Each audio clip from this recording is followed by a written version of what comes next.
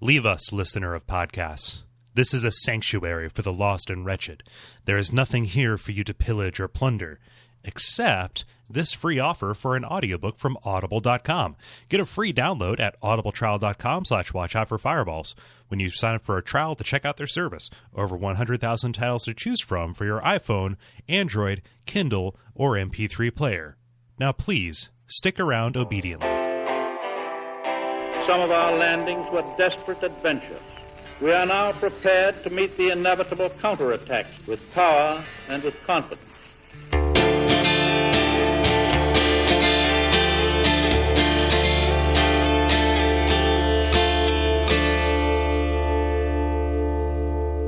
My name is Gary Butterfield. My name is Kole Ross.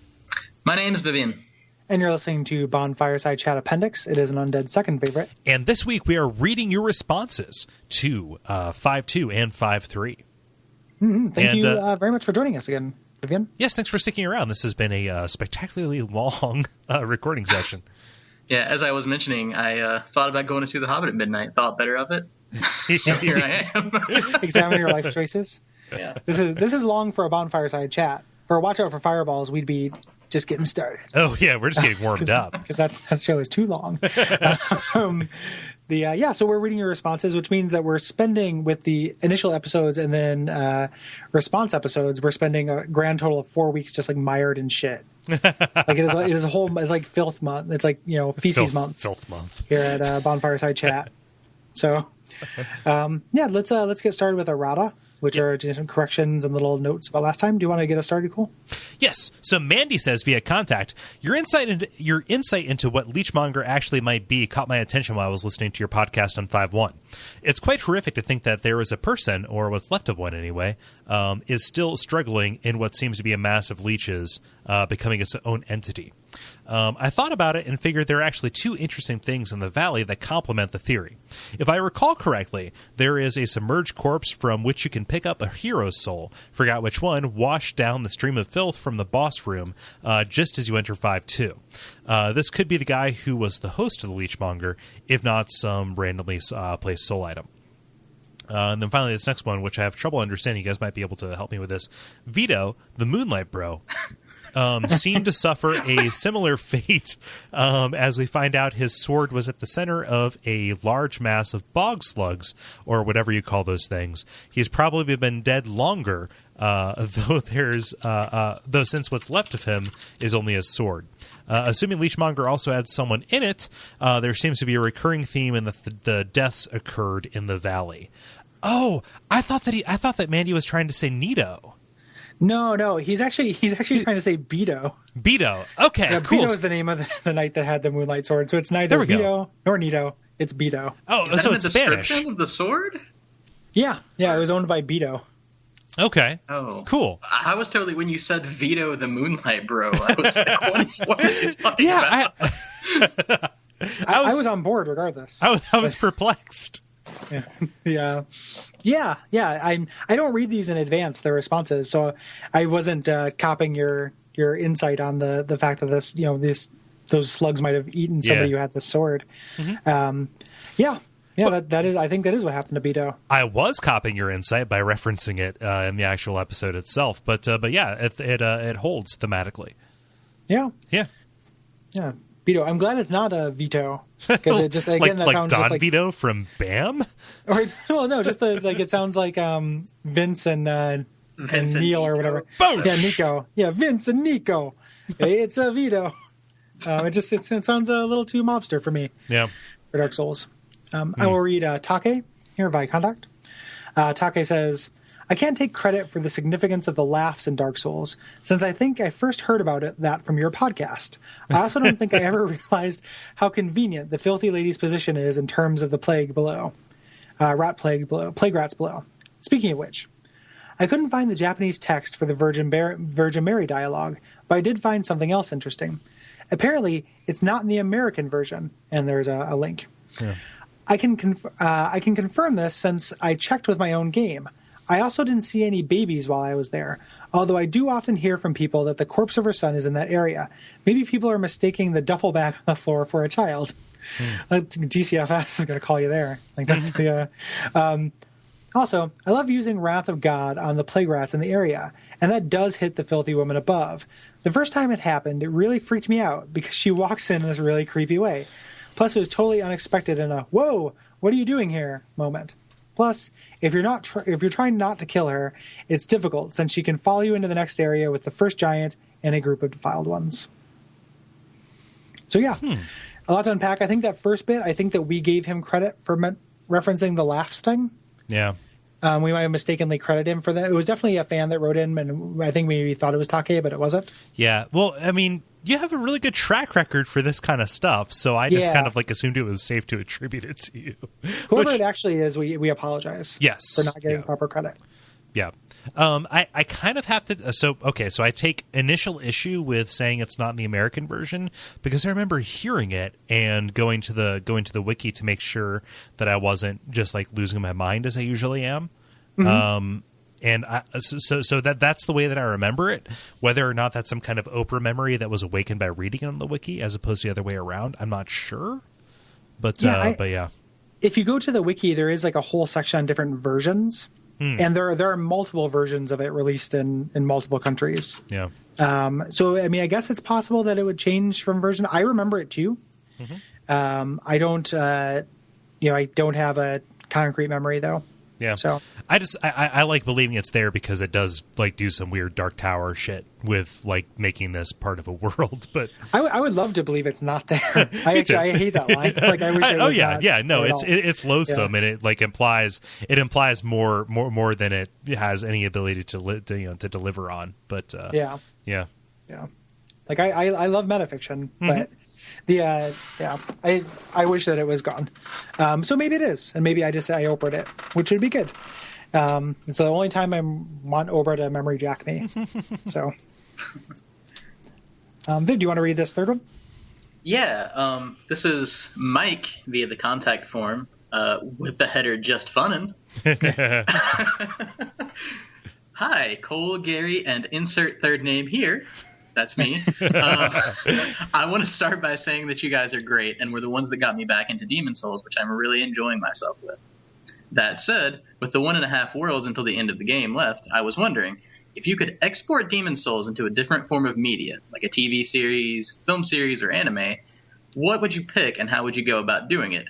A Dark Souls example would be, say, this is Dark Souls spoilers, by the way. I guess anybody who's listened to the cast at this point.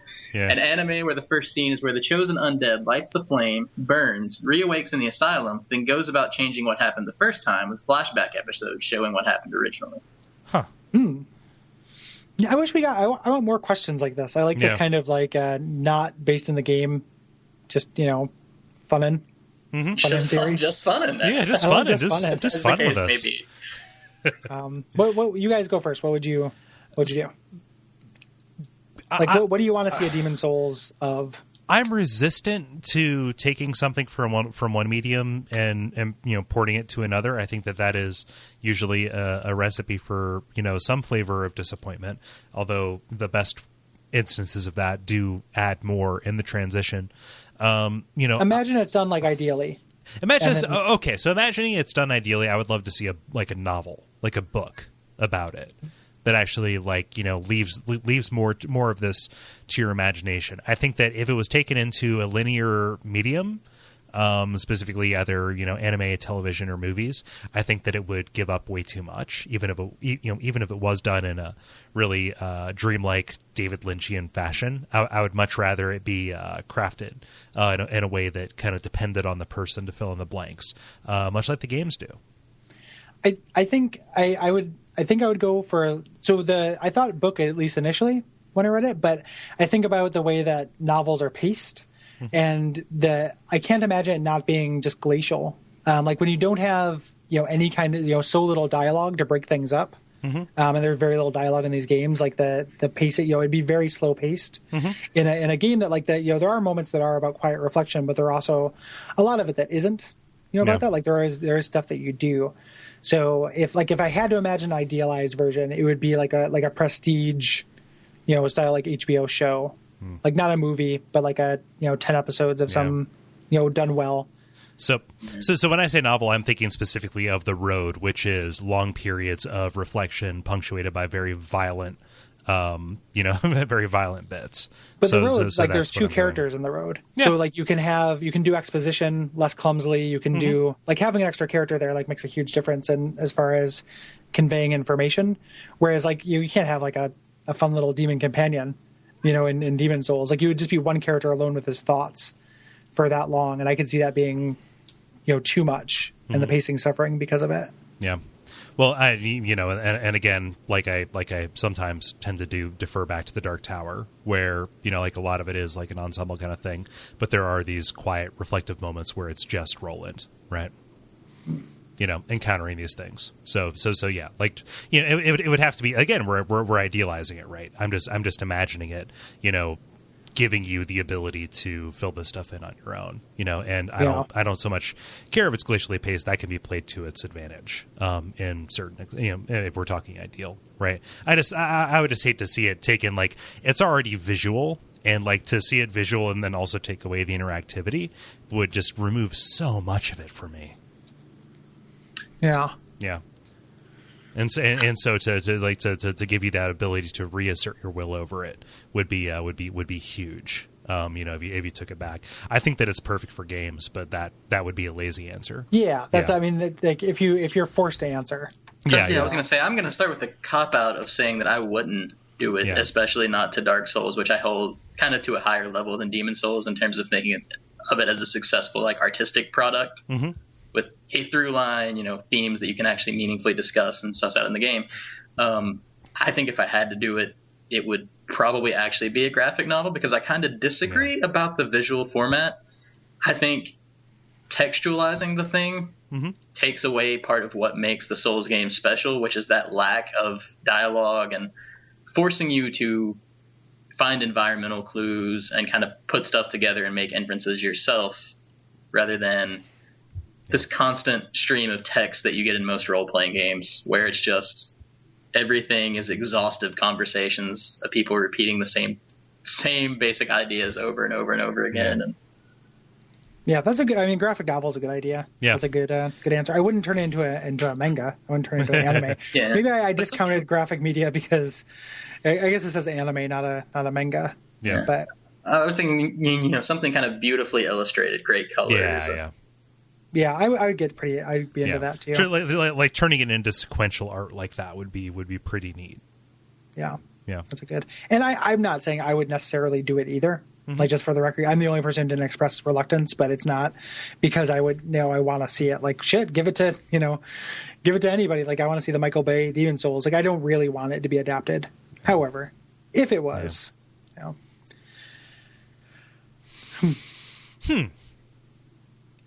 Cool. So let's move on to the actual response itself. Sorry, I thought we were pausing to reflect. This is Dan via the contact form, which is Duckfeed.tv/contact. I played through Demon Souls 1.99 times. The Maiden Estrella fight is one of the most memorable events I'd ever experienced in a game. When I first encountered them, I was totally, oh shit, I have to fight two bosses at the same time. After defeating Garl Vinland, which wasn't that tough of a fight, I was totally expecting the maiden to resurrect him as I approached her. That makes two of you at least. What's about to happen will next leave my conscious mind. I should have added that. I'm sorry. She said to me, is it really important? Take it. Take your precious demon soul, as she killed herself in front of me. And as I just stood there in silence, pondering about my life. It was years later until my second playthrough. I came here last after defeating the False King. I entered 5-3, and they kindly asked me to leave, and I left and never returned. It was not until a few more years later where I came across you guys and some of Ian B's playthrough, Epic Name Bro. I decided to dust off my PS3 and try out the game again. My PS3 died after playing for an hour. It was a sign that I should never, ever return. Yeah. The response is really kind of hilariously structured. The end of that first paragraph having that kind of weight to it. And then just coming back and his PS3 breaking and then having the same weight. It might have just been high in the reading, but that's really funny to me. That is crazy, though. I always love to imagine that there are people out there that do something like that, get to that point and just stop, or get to that obviously danger zone for spoilers for an unrelated game here, but there's a moment in Spec Ops that kind of forces you to do something terrible. Yeah. And having a similar, like, I would love to imagine there are people out there whose reaction to that was to turn the game off and never play it again. Yeah. Well, I mean, like that's especially the case for like ongoing games. That's one of my God, I love video games hot dogs so much, but they had this pretty long discussion about how Skyrim doesn't end. You just decide to stop, and wherever you stop, that was the end of that story, right? So, like any open-ended game, like my World of Warcraft story ended just like because I went to a village and logged off and never played again, right? Yeah. So, again, it creates this weird metatextual ending that because you never continued, that's just where stuff stopped. So your character settled down with a baker in that village. And pretty much, yeah. But I like the idea of, like, specifically with Spec Ops and with this, where like the work actually supports it, like that being a strong ending. Yeah. As opposed to a petering out. Like, I agree with that about Skyrim. Like, I played that game and liked it just fine, but even doing all the stuff didn't feel like a good ending. Like, the ending of it is dumb. That's always true of Elder Scrolls games. Like, it doesn't feel appropriately big enough. Whereas something like, turning away. We talked about it when we talked about Spec Ops at length.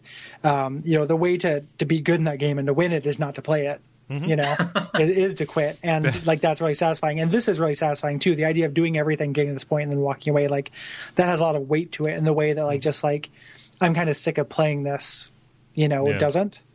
Like, by that logic, like my ending of Friday the 13th for NES was when, I couldn't get past the lake. Like, and that is the ending for me, but it's not a good ending as a story. Whereas these two works, those specific Spec Ops and Demon Souls, have endings that support you stopping playing that feel like a complete narrative. The ending to Friday the 13th in that case was all of your counselors died in the lake. Yeah. Yeah. Or were butchered by Jason and thrown in the lake. Yeah. Well, we're butchered by Jason in a lake as he jet skied over the surface of the water. But yeah, it's especially strong here because you listening to Estrella is also you tacitly serving the old one. So it's like you choosing the quote unquote bad ending. Right. Yeah. Yeah. Trent says via contact. Although I played Demon Souls when it first came out, I never actually beat the game until after I beat Dark Souls, and it was all because of this damned area. A terrifying shantytown where it's very easy to lose your footing doesn't exactly gel well with a knight-wearing full brushwood armor wielding the Dragonbone Smasher. That sounds like a good excuse, right? It definitely wasn't because I was scared or because I wasn't scared or anything. When I went back and beat the game, I was surprisingly underwhelmed with 5.1. The upper part of Blighttown was literal hell. I can't think of a place that would be worse to spend an eternity in. However, I feel like 5.2 is much more atmospheric than Blighttown's swamp. This tends to be the case with a lot of Demon Souls areas, honestly. Although I personally feel that Dark Souls is overall a better game, there's just something special about Demon Souls' level design and atmosphere, especially in areas like 3.1, 3.2, and 5.2. Do you guys feel that Demon Souls genuinely has a better level design, or could I possibly be a little jaded by the fact that Dark Souls reuses a lot of ideas in terms of level design tropes? I think it may be a little bit of both, but in any case, I certainly hope that Dark Souls 2 doesn't have another Valley of Defilement / Blighttown clone. The two areas are great, but I'd definitely rather have a new experience altogether than a second rehash of a Demon Souls area. Also, what types of areas do you guys want to see in Dark Souls 2? I'd love to see a Call of Cthulhu-esque non-Euclidean area that plays tricks on people, or just more Lovecraftian inspiration in general, like in Demon Souls. I like the non-Euclidean idea, but more just kind of in the sense of the architecture playing tricks with you, like in a drinking game. Smack a Bell, whatever, House of Leaves or Silent Hill kind of sense. But that kind of plays against the whole Souls thing of knowledge being your enemy and constricting space rather than cheap tricks, right? Well, even in terms of but you could design a level that sort of broke geographic rules and established early that it was doing so. Like you open a door and there's just nothing on the other side. If you take a step forward, you fall and die or something, stuff like that. Mm-hmm. Yeah. They are. I mean, they already do invisible walls and invisible platforms and stuff. You could do that. It just would have to be the same every time. It couldn't be like a random element. So it's like you like after you get a certain length down a hallway when you try and turn back, and that gets tricky because it depends on where you're looking. It would have to be like when you were not looking at the place that the geometry changed. In order for it to be maximum unnerving. Yeah. Yeah, which would be difficult. Like having they're definitely like the open. Of that would be more to a Demon Souls level design aesthetic. Yeah. I don't know. I think that I like I agree with you with the Demon Souls. I mean, they both have their strengths. Like there are levels that I'm not as impressed with in both. Demon Souls levels are darker and scarier, and I think that's what you're picking up on. I guess like level kind of design speaks to me in a different way than just kind of like an aesthetic design, in which like for the most part I like the Dark Souls levels better. The demon I talked about a lot on the podcast, but a lot of the Demon Souls levels, I think the places between archstones are too long, and there's areas that are a little bit haphazard as far as the kind of spacing out the different breaks or the different kind of rest points and things like that. It'd be awesome. Go ahead. Sorry, it'd be awesome if they could marry the Demon Souls like atmosphericness and scariness with the Dark Souls world cohesiveness. I feel like an unfair advantage that Demon Souls has in this regard that might lead to any positive things that you see about its level design come from the fact that it doesn't have to be cohesive. Dark Souls, like all the levels fit together into one giant map, and Demon Souls doesn't have that problem. And that kind of frees you up as a level designer, I think, you can sort of stick stuff anywhere, essentially. Yeah, and you can have wildly different kind of palettes and not have them. But, I mean, you have that in Dark Souls, too. You just have to get to them. Like, there's connective tissue in there. So, again, you have less of a jarring effect. But you're more, you're making a more gradual transition to them. So that has a different kind of feel to it. I think that, like, largely that's what people have said about Dark Souls 2 is that it looks like it takes a lot of inspiration from Demon Souls as far as, kind of atmosphere. I'm okay with that. Yeah, I'm okay with that too. Just even in seeing the Huntsman's Copes, that bore out like it was dark and atmospheric, and God knows that is a really really dark game visually, which plays out in the Demon Souls' favor. But it was laid out vertically like a Dark Souls level would be. Yeah. The thing, as far as things I'd like to see. Specifically in a level is what I like and what I pick up on in boss fights and in levels in these games is I like areas that have like kind of a strong gameplay theming element to it.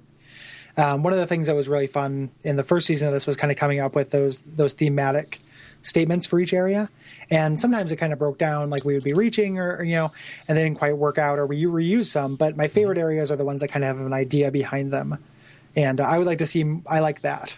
In a level. So, I mean, in a way you can call it gimmicky. I don't really, I don't necessarily think of it as gimmicky. Like, it really enforces the alien feel of some of these areas to me. And it just, figuring that out is really fun for me. Like, I was, figuring out the invisible bridges and the crystal caves was really fun for me. Like, oh shit, this is what this is. Yeah. That was, a moment of like real pure delight. And I like that kind of thing. Yeah. And even from a narrative perspective, I mean, I would agree. I think there's more of, in Dark Souls, a lot more of the levels you can break them down and say, what is this level like in the context of the game? What does this mean? Like, why is this here?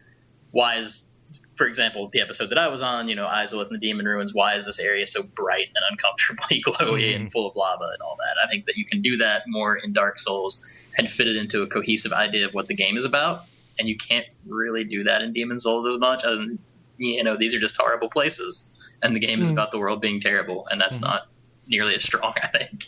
Yeah. I think that Dark Souls 2 being a direct sequel, obviously because of the title, gives them a unique opportunity to take those expectations from the first world, or from the first game, and, being set in the same world and subvert them.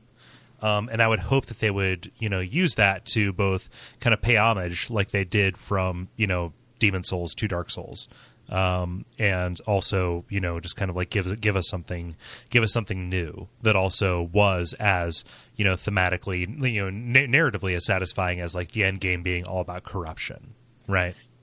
I think they'll be less likely to be just kind of spiritual successor areas because it is a direct soul. Oh yeah, sequel. for real, and that's what I mean by the subversion, right? Like, let's take that, and then people who I would venture, I guess, to say more people play Dark Souls than Demon Souls, so like they can't get away with that shit as much as they did from Demon to Dark, right? Yeah. So I'm not even saying that. It just makes it works in the favor of them doing less of that because it makes. More sense for there to be the Valley of Defilement and Blighttown, and less sense for there to be two Blighttowns in the same world. Yeah. They'll do less of it, but they might fake towards one to make you think, oh, this is Linux, I know this, and then not. Yeah. Which I think will be immensely satisfying, especially because this is so far flung into the future, and even in the beta there were so many oblique references to the history in the world, right? And this pantheon, right? Like I want them to leverage that knowledge that people have going into this, and use that to make whatever they do different, which hopefully is a lot of things more powerful. I've been trying to media blackout on Dark Souls 2 a little bit, so I haven't participated in the beta or anything, but watching those initial trailers, one thing that stuck out to me that I saw people commenting on a lot was it looks like you actually go to the place where the painted world, like what the painted world is a painting of, like crossing that bridge into a fort.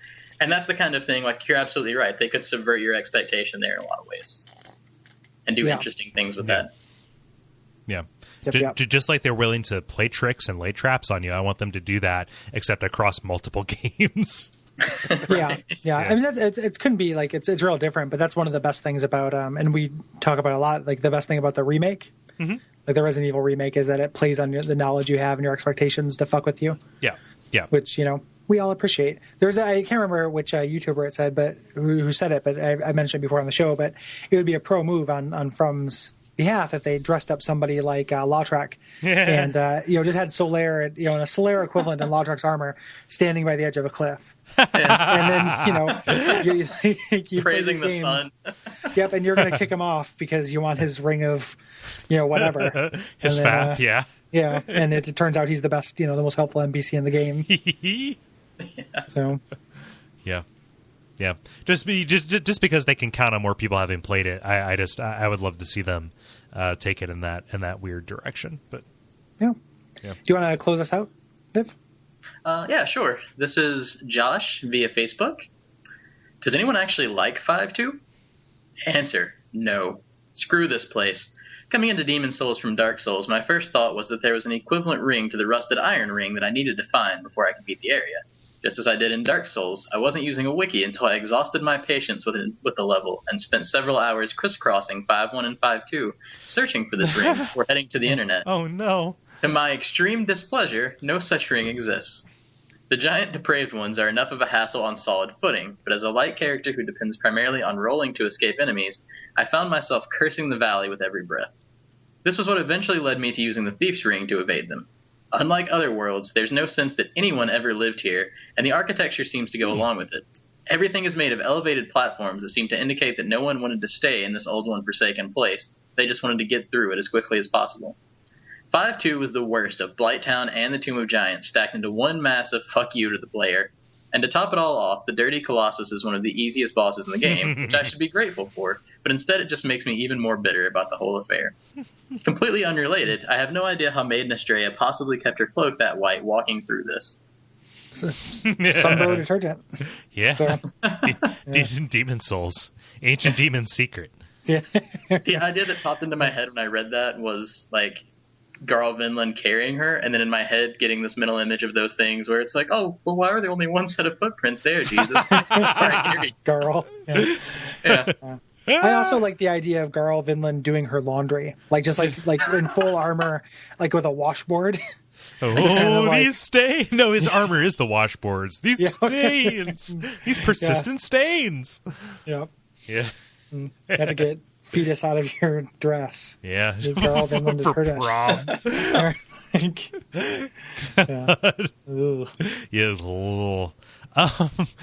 So the comment about nobody ever having lived here is actually pretty funny, given what we said.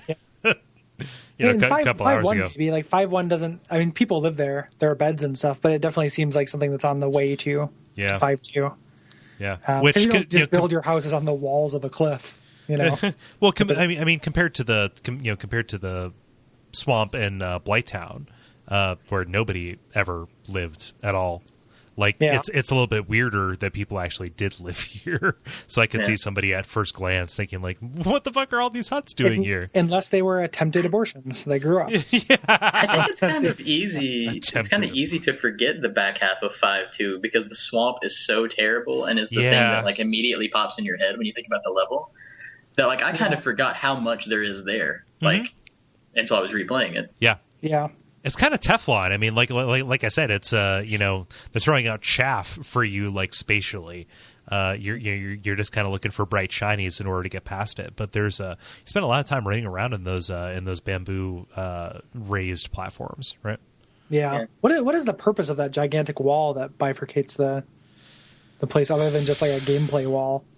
I mean, obviously, it is primarily a gameplay wall, but back in the main episode when I talked about this swamp just claiming what used to be a civilization down here, or like people trying to build stuff and then it going away, like that just being the big wall that they built that happened to survive, that also happened to be inconvenient from a gameplay perspective. Because when you're going through 5-1, you're kind of going through like ramshackle.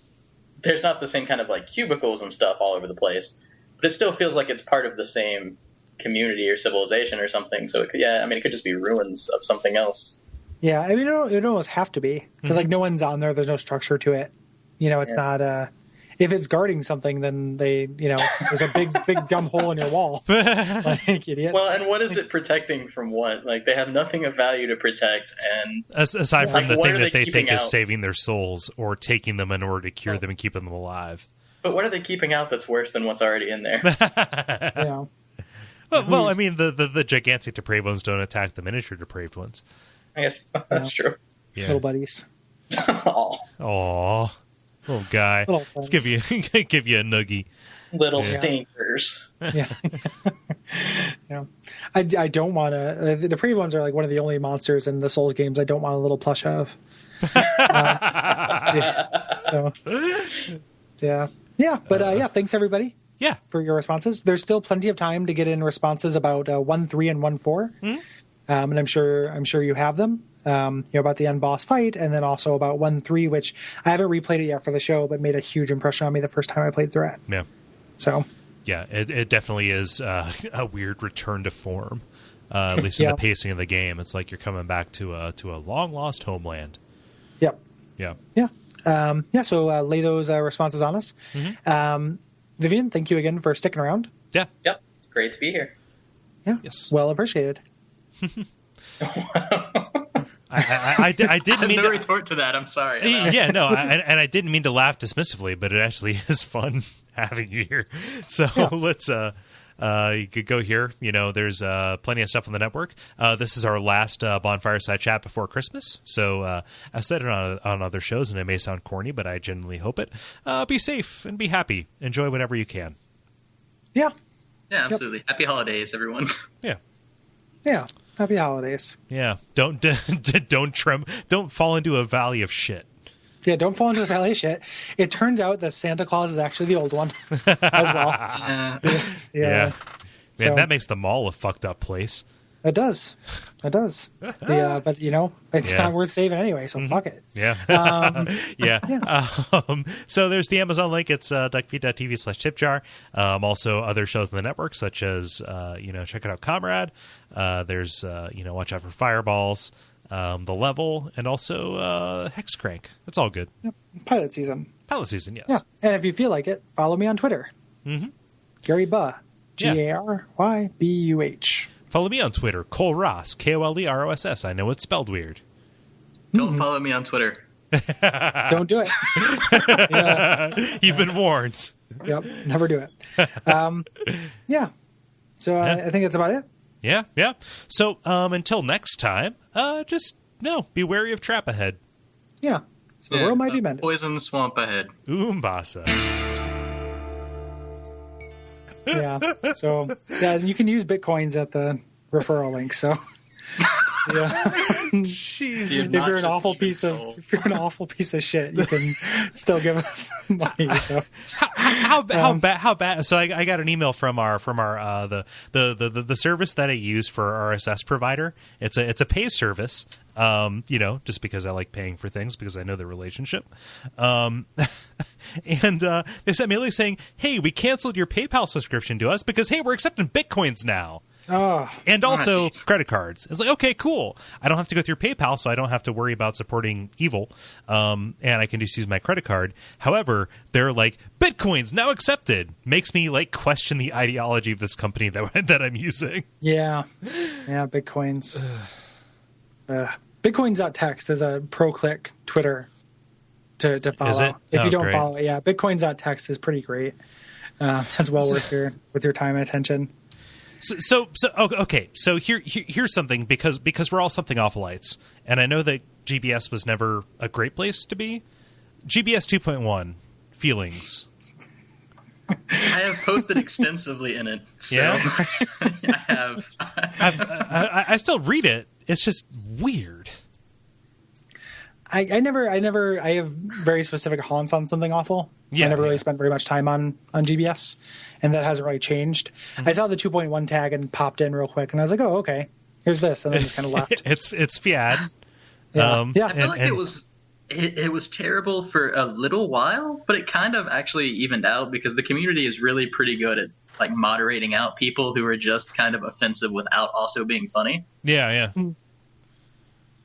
Yeah. Like there was a period of like, okay, let's get this venom out that we couldn't get out before, and just be as just awful as possible regarding every possible thing, and then we didn't by changing that we don't lose anything. Like No. GBS before was there was a place for posts that could be categorized in another forum, but were worse.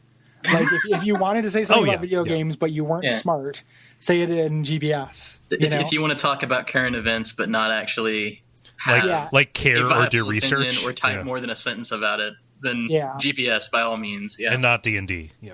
Yeah. So we're not losing anything by doing that. In fact, I bet you like the mean quality of post has gone up by not having that place for just kind of shit sluice. Yeah, it just kind of takes on the FYID patois, which I enjoy. Like I browse FYID a lot, I lurk it, but just I kind of use GBS as a weird RSS reader, just because sometimes stuff would bubble up there, and that's how I'd find out about things, and not really look at it for commentary, but for content. Because I kind of refuse to participate in the Reddit ecology. Oh yeah. But yeah, I was just curious. Yeah. It's interesting. It's all right. It doesn't affect me too much. It's okay. I wonder if it'll last.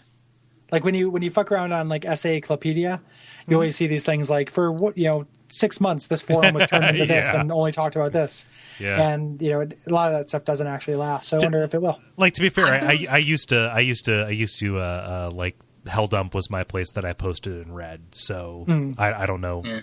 I don't know where I was a big YCS poster, so I have a very so you're good on the fiat lights. There's a little bit of me, There's a little bit of that in me, and I can deal with it.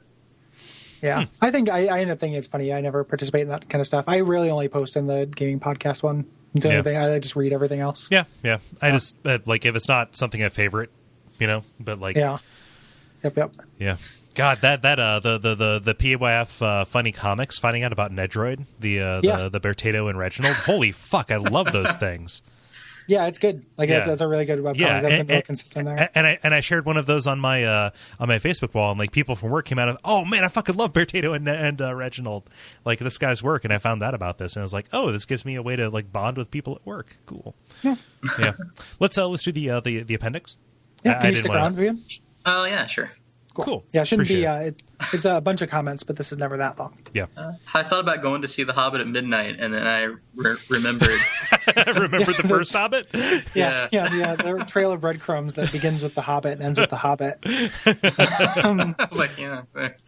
Like, I want to see that big dragon, but I was so mad at that first one. Like, I'm not mad. Like, he's disrespecting the. It was just a bad movie. Like, it was badly constructed. They did a good job with some of the key what I would consider, this is going to be the nerdiest thing that I ever say on here, what I would consider the key scenes of The Hobbit. They did pretty well, with riddles in the dark and all that stuff, but the overall thing was just padding it out so much so they can turn it into a trilogy. With shit from the Silmarillion. I mean, come the fuck on. If you want to talk about the most unfilmable piece of garbage. Yeah. We're going to be watching Legolas fighting people in the next one, it looks like, and it's just... It's not just the padded out that bothered me. Like, there are things that work fine in the book that don't work well in a movie. Like, you can't, like, having 12 characters that are elevated the way the dwarves are. Right. Like, I couldn't tell any of them apart. They all just had, like, dumb little slapstick things to keep, separate them. Mm-hmm. And then when they tried to express some kind of gravitas, like, it was laughable because, you're the idiot that I saw, like, farting over a bowl of Cheerios like just a second ago in like comic relief slapstick thing. But I think that's true in the book too. I think it is true in the book too. But like I'm not a huge Hobbit fan. Like I don't really like those dwarves. But I don't think you can do anything with 13 characters and have it be good like all together like that. Yeah. Like and have them be good characters. Like, but they did something like which I thought was unfathomable, which is they took some of the songs, or at least one of the songs, and made it like fucking badass. Which is that dwarf dirge that they sang. Like somebody hasn't seen the animated version with the. Well, yeah, okay, so there we go. I mean, awesome. in film, I expect animated films to work in song because I've grown up in the same universe as Disney. However, like in live action, they managed to make that like genuinely affecting. Yeah, somehow, somewhere. There's a smattering of good scenes. The other thing that bothered me though too is that the CG like monster creatures in the earlier Lord of the Rings. They were just boss fights, and it looked fine because they were just fighting. In this one, though, they have like comic dialogue, and their faces have to be expressive, and it makes them look like trash. Like the Goblin King and the comedy relief trolls, I just thought looked really bad. Like they look like video game characters. Like really, like they stood out way more than when they're just like it's fight choreography and they're. The quality did kind of, there was something off with it. I think maybe 3D may have had something to do with that too. I don't know. I can't say for a fact because I don't know. I don't know. I think 3D is doing it wrong. Yeah, I'm not interested in 3D. I stopped seeing movies. I just wish that that there was a 2D HFR version of it, but there's not. Yeah, that does suck. I agree. My name's Scap Squeezins. Ding, ding, ding, ding, ding, ding. My name's Scap Squeezins, and I'm here to say I broadcast in an incompetent way.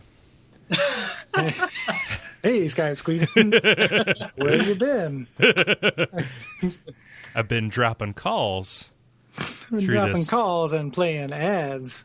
Yeah. That's like a Deborah Harry rap. Yeah. Like that's just like non-rhyming, just saying things that I think you're thinking of Anthony Kiedis. I don't know any rapping that does Anthony Kiedis do a bunch of rapping? Yeah, like that's all he ever does is like that. Like, it's scat. Like funky pseudo scat. Yeah. Like with incredibly obvious rhymes talking about fajita pitas or something. Okay, we talked about fajita pitas. I would like him if he talked about fajita pitas. I think that's literally I think that's literally one of his lines or something. Red hot chili peppers. There we go. What do we got? You're gonna get really spicy fajita recipes. I know, right? I guess that wasn't. It just it sounded like Oh well. I need to bookmark some of these though. Sounds delicious. Is the echoiness gone now? Or yes, it's much better. Yeah. Yeah. Okay. Yeah. Yeah. You're just gonna bookmark those Red Hot Chili Peppers lyrics. Yeah. For later reading. These are the show notes. You just send me the entire lyrics to California Station. Like, what is this? Yeah. We tricked you onto our we're Peppermen, and this is our Red Hot Chili Peppers podcast. God, do I fucking hate that band. There are very few bands I hate more than the Red Hot Chili Peppers. No. I hate those assholes. If I ever do that hate song thing, Give It Away is the song I want to do for it because I hate that song so much. Mm-hmm. Like it just is. Yeah. I think I'm gonna put it in you. Stop, continue. So the first album I bought with my own money was Fastball's All the Pain Money Can Buy. But I sent somebody out to get that. The first album that actually had like somebody pick up, like to like take me to Circuit City specifically with the intent to buy was Red Hot Chili Peppers Californication. Yeah. Yeah. Wow. I was also 13. Or no, actually 12. I was actually 12. So that makes sense. Yeah. There's a time and a place. Time and a place. Yep. Was no doubt Tragic Kingdom for me. Yeah, first thing I bought myself, I think, I mean, I'm not saying that to brag, but it might be Automatic for the People, which is pretty good. I stand by that album. Yeah, I was an REM fan from a remarkably young age too. Yeah, so me too. Yeah, like 8th grade, listening to I think in that same trip, I also bought 10,000 Maniacs Unplugged and the Toad the Rat Sprocket album as well. So to anti-brag, like I just like this 3 things I like. And just 1991 prestige college rock. Like, you are an interesting kid. Yeah. Yeah. Yes, indeed. There's the I don't know what that was. And then I got into Nirvana and stuff, and then it made slightly more sense. REM Nirvana makes more sense. Yeah. Even though with that I think I recognized even at that age that Nirvana was just a pop band, because every other grunge band I rejected pretty soundly. Like I was into Nirvana, and then my friends would be like, "Oh, if you love Nirvana, you gotta hear Alice in Chains." And then they'd play Alice in Chains. I was like, "This is stupid and angry. I hate this." These lyrics are about how angry he is. That's dumb. Don't do that. Yeah. Oh man. That's a judgment that stands up for me at 28. So. Yeah. I'm right on board with you there. Well, it's a stance that's vindicated by history. I'm kind of shocked, honestly. The thing about the grunge era that always upsets me from a historical perspective is that people still lend credence to Pearl Jam, which is bizarre to me a little bit. To be fair, Pearl Jam has changed a lot. I think they're closer to more and more in their kind of, I guess, following and marketing have become something closer to a Phish or a Dave Matthews Band, where they're just devotees of Pearl Jam. They sound just kind of like a rock band. They are not trying to be commercial in any way. So I mean, I'm not saying that's necessarily a feather in their cap, but they're not attempting to get radio play, and they're not getting it. They do weird shit, they go on tour and then release every show from the tour as special records, and people buy them. They have just become this weird cottage industry. Yeah, I think that's your luxury. Once you're that famous, then it's you can become unfamous and still have a house. But they still show up on late night television, doing Jimmy Kimmel, which is weird. I wonder about that, but they haven't had a hit. Yeah, I suppose. Since that. Where is my memory? I'm ready. Oh man, the Last Kiss. Yeah. They haven't had a hit since that song. That cover. Yeah, yep, that was their last biggest hit. The original version of that is actually it's a pretty good song, but then they Pearl Jamified it. Yeah. Yeah, mostly just by singing it. He just Pearl Jamifies anything he says. Yeah. There's too much confidence in how he sings that song. Yeah. I want to make fun of him or remind him that his parents will die or something and get him to calm the fuck down and chill out a little bit. Not as much. Eddie. Yeah. Oh well. Mm-hmm. It's a weird time too. There's in the mid '90s too. That was the period in which grunge was this weird cultural punchline. Mm-hmm. You had things like Adam Sandler on Saturday Night Live doing Eddie Vedder, and things like Eddie Vedder characters and things, and that's just preposterous now. Yeah. Thinking about someone going on Saturday Night Live and making fun of Eddie Vedder to be, to hit that zeitgeist is just crazy to me. Yeah. Mm-hmm. I don't know, which just I've kind of spent my formative music years between 15 and 25, not formative, but if you're going to be into bands, wondering what the music of the 2000s was going to be, and nothing came of it. I don't know what that is. What happened? Yeah, I mean, I feel like there are probably fewer. Those things exist. We just don't know what they are. Yeah, that's the thing. So yeah, that was a backdoor way of getting into how out of touch I am in general. But yeah, it happens to everybody. Yeah. Like I used to be with it, but then they changed what it was. Yeah, now what I'm with is weird and scary. Yeah, I think if it doesn't happen to you after 25, something's wrong with you, probably. Yeah, that's almost as weird as. Yeah, I suppose. Yeah, you were just hanging around with all the young people. But like most of the bands that I like now, like my two examples, the Mountain Goats and Ockerville River, I found those at 19, and like I'm probably going to listen to those forever, likely. Those are weird examples of very prolific and longevic kind of bands. Yeah. But I don't know. I guess that's probably. I think most people who are into music will eventually, or do end up getting into things that have staying power. Mm-hmm. Like all these people who are like just flipping their shit over. I mean, I don't even know enough about it to have examples. Like flipping their shit over, like all their vampire weekends and their, their Gangnam Style and shit. Why is everybody who's flipping their shit over Gangnam Style? Like if someone's flipping their shit over Gangnam Style, they probably also like something that's a little bit more rooted. They just also keep one part of their brain on the what's trending. Yeah, and the other stuff. Standboys. So.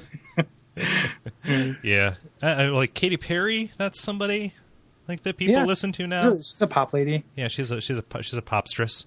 Lady Jaja. Lady Gaga. Yeah, you got Lady Gaga out there with her. Lady Gaga. Yeah. Gaga. With her Pokemon faces. Yeah, which I'm sure. Oh! I thought up it's not terrible enough to be a terrible T-shirt idea, Gary, but I want to throw it out there. Jose Corvo. Oh, yeah, it's pretty dorky. It's actually, it probably is terrible enough. Like I imagine I could see it, like just the mask next to a bottle, and then somebody puts it down. Yeah.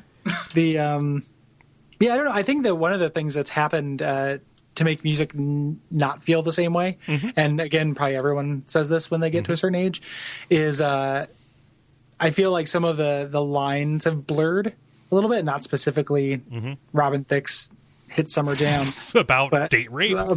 His date rape anthem. The date rape a song sense sex type thing. Yes. Like it's not even the theme and the overtone of that song that angers me as much as the lyrics. Also, like it's the most amateurish like rhyming and thing going on that I can't stand it. It's terrible. Yeah, it's a real bad. It's a really amazingly bad song. Yeah, there's this weird, like, it's become okay to be into that kind of pop music for all involved. So like the hipsters of today who are all into their vampire weekends also love Lady Gaga and Kesha and all these Kachinja and Kachinja and Shinji and all the rap men and all that stuff. Like it's just kind of become less segregated. Whereas I felt like there was so much identity. Like when I was at that age, like if you were into grunge, like you didn't like, there were like I didn't tell my friends that I had that 10,000 Maniacs tape. That was a deep dark secret. Yeah.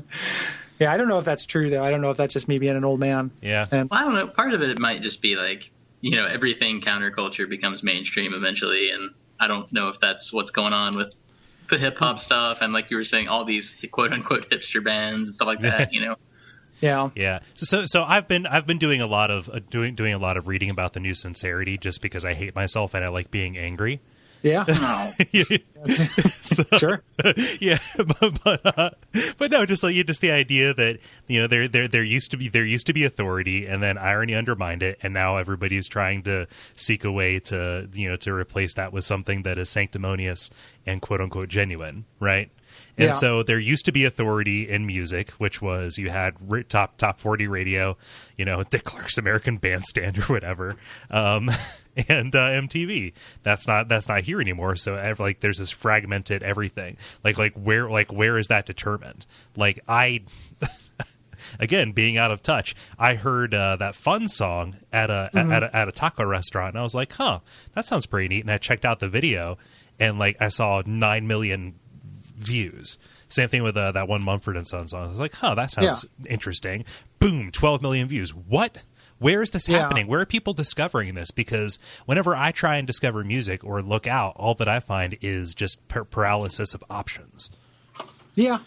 It's all. I mean, it also has to do like it's you're not wrong about it having this kind of authority, but it's also the authority is now kind of just moved. So it comes through. It's just like internet shares and,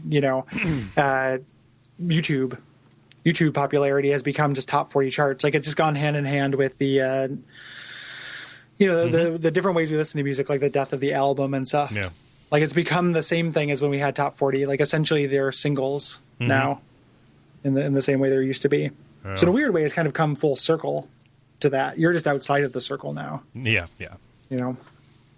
And there are like I never go to them, but there are like Facebook groups and stuff that like you can subscribe to that are just like, hot hits and like the next viral music things. Like it's shit my mom like does. And then like so they'll play songs like that like slightly before they become popular. Yeah.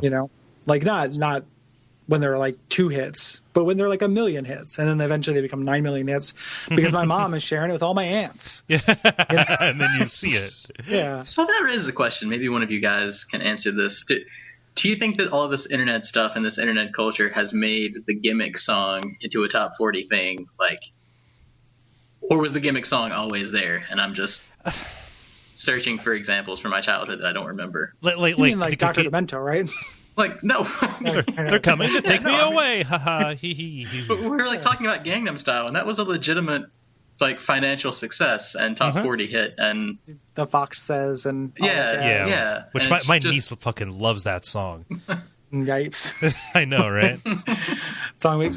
I don't really, this isn't answering your question, but like I don't really watch Saturday Night Live, but I caught like an episode of it, and they did a parody about like this dude at a party and all his family's there, and then it's like, what does my girl say? And it was like really, really misogynistic and terrible, and went on for like 3.5 minutes. I was like, well, I'll check back with you in another 20 years. Yeah. Saturday Night Live. Like, when the entire cast has been replaced. Yeah, like I watched the Dana Carvey years, and then I watched that What Does the Fox Say parody, and then in 2034 I'll check back in on you. But then they'll fucking do something like that Wes Anderson horror movie, and it's like, wait a minute. That was kind of neat, but they made a lot of missteps. Like why are the characters from other movies in that movie? Yeah, that's the biggest lazy misstep, and I stupid. think. Like, there's a wonderful article that was that the guy who like directed that, like the creative director behind it, that he wrote about the production of it, and it's like, oh, like they didn't have time to put thought into it. They just had to go. I'm sorry, that Wes Anderson horror movie? Did I miss something awesome? It was an SNL parody. It was Edward Norton. He guest starred here recently, and so they did a spoof of Wes Anderson called like the Midnight Society or the Midnight Coterie of Sinister Intruders or something like that. and it was as though Wes Anderson had directed a horror movie. And like I was looking for that in my head, and all I could find was the Fantastic Mr. Fox. yeah, which is a creepy movie, but like they nailed the look and feel entirely, But it's like just holy shit when you read about it. But they do something like that shows like just like a little bit of like attention to craft. And it's like it's weird though. Like I can somewhat appreciate that kind of attention to craft, but I'm also like, all the ways it just kind of is copying the thing rather than. Like it's just kind of underdone. Like I thought it was funny mostly because of that Owen Wilson impersonation is pretty miraculous, and like the idea is funny, but the actual watching it's like this is very impressive the way that you can directly just kind of ape this stuff. Like that's there's skill involved in that, but there's not like inspiration involved in it. Yeah. So it was like kind of like disappointing to me. Like it'd been, and partly because of buzz culture stuff, it had been hyped up to me like. Oh yeah, It was all over all of my Facebook, and then like I finally sat down to watch it, and I was kind of disappointed. Like, yep, that's a very good imitation of Wes Anderson, but it's not a joke about Wes Anderson, and it's not like a loving like this is the kind of thing he would do, And there's just like a lot of shortcuts that they did that kind of made it that way, and like I read the same thing you're talking about, and when he talks about. Not like it being so hurry up and go. Like I get that. Like that's something that I can kind of respect the craft in it. I also kind of disrespect the editorial voice behind it. Like it's mildly impressive, but it's not very like artistically successful. Yeah, I forget where we even came from to get there. But, yeah. I'm sorry I brought it up. It's worth watching, but like you should. It's neat. Like it's neat to watch, and it is funny. So Okay.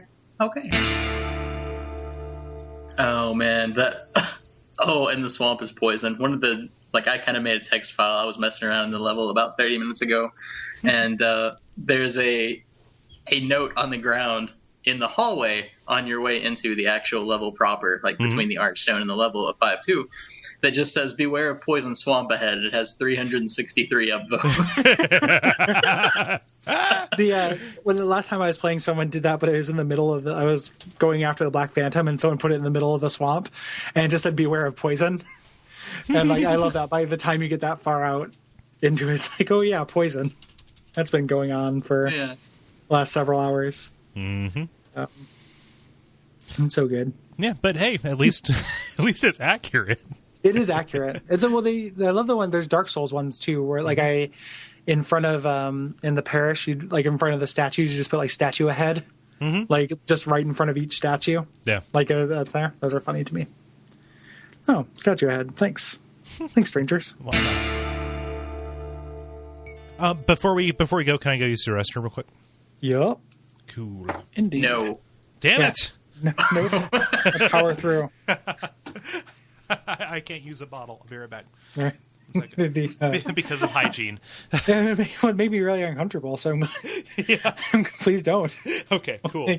All right, so we're all agreed. It is an uneasy detente between me, my bladder, a bottle, and hygiene, and you. There it is. Yeah. BRB. Yeah. Vivian, while Cole's gone, let's pee in jars on Mike, and he'll never know. Just put it in the episode and don't tell him it's there. Shh. No one must know. Not gonna listen to. Yeah. I think it's in the appendix or something. It's Cole's edit, so we'll see. We'll see if he skips past it or if he uses it. He has the moral courage to admit his weak bladder. Oh, Cole. I don't want to. I don't know what will end up on the extra show, but you listen to the show. It's Cole talks about his bladder. It is not. It's no secret. So I can't think of a better. This is a good level to talk about bladders. Yeah, this is they are walking inside a giant bladder. So. Mm-hmm. Ugh.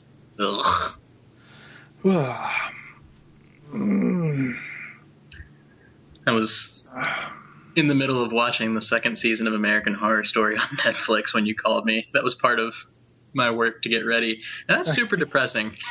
I haven't seen that show.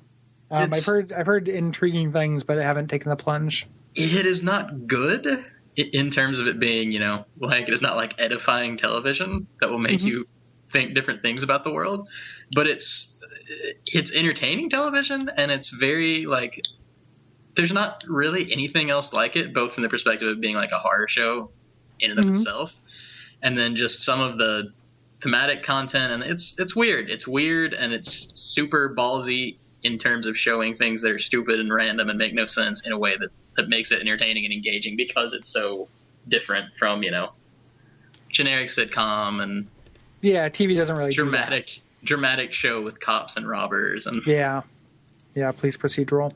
What are we speaking of? American Horror Story. Yeah. Shit. The second season just ended up on Netflix, and I started watching it, and it is an amazing downer compared to season 1 and season 3. I'm super just kind of depressed and. Is this a recommendation? Because I've been interested in it because it looks visually compelling. It is worth watching for that reason. I was just telling Gary, it's not edifying television by any stretch of the imagination. You're not gonna immediately want to have deep, thoughtful conversations about it when you finish. But it's worth watching, if only because it's creative and different from the bulk of what's on TV and is kind of doing things in that medium. Even just the genre of being a horror series. Makes it kind of different from anything else that's floating around. Yeah. It's hard for me to mention off the top of my head another successful horror series. Yeah, but you get into space like Twilight Zone and stuff. You get to Twilight Zone and Twin Peaks. I'm going to watch my umpteenth watch through a Twin Peaks right now, and that is horror, but it's a lot of other things. Yeah, exactly. Yeah. 20 years old. Exactly. Yeah. So current horror, like you don't really see that ever at all. Like that Tales from the Crypt. Yeah, that's essentially it. Oh, jeez. Yeah, Tales from the Crypt scared the fuck out of me. Yeah.